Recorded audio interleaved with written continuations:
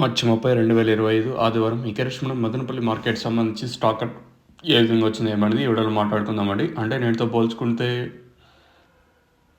దిగుమతి తగ్గిందా లేదా పెరిగింది వేడని లెవెల్లో మాట్లాడుకునే ముందు మన కుటుంబ సభ్యులందరికీ, అలాగే మన ఛానల్ ప్రతిరోజు చూస్తూ మనకు సపోర్ట్ చేస్తున్న ప్రతి ఒక్కరికి పేరు పేరున ఉగాది పండుగ శుభాకాంక్షలు. మంచి పండగ వాతావరణంలో మీరు ఈ పండుగని సెలబ్రేట్ చేస్తారనుకుంటాను. మరొక్కసారి మన సబ్స్క్రైబర్స్కి, అలాగే మన ఛానల్ చూస్తూ ప్రతిరోజు సపోర్ట్ చేస్తున్న ప్రతి ఒక్కరికి నా పేరు పేరున ఉగాది పండుగ శుభాకాంక్షలు. సో ఇంకా I'm wishing very happy Ugadi to all my subscribers and my family members.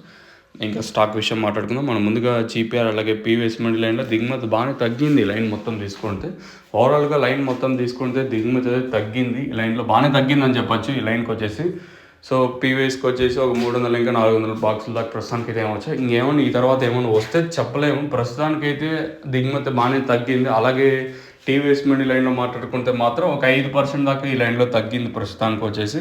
So ప్రస్తుతానికైతే ఇదే దిగుమతి అయితే ఓవరాల్గా మార్కెట్ మొత్తం తీసుకుంటే దిగుమతి బాగానే తగ్గిందని చెప్పొచ్చు. మరి వేలంపాట్లు ఎంతవరకు ఉంటాయి చూడాలి. మ్యాక్సిమం పండగ ఎఫెక్ట్ అంతకుమించి వేరే ఏం లేదు. మీకు ఈ తక్షణ అందుకు వివరం కావాల్సి అంటే కింద నెంబర్లు అయితే అవైలబుల్గా ఉంటాయి, మీరైతే కాంటాక్ట్ అవ్వచ్చు. మీరు కాంటాక్ట్ అవ్వాల్సిన నెంబర్స్ వచ్చేసి కింద 2 నెంబర్లు అవైలబుల్ ఉంటాయి, మీరైతే కాంటాక్ట్ అవ్వచ్చు.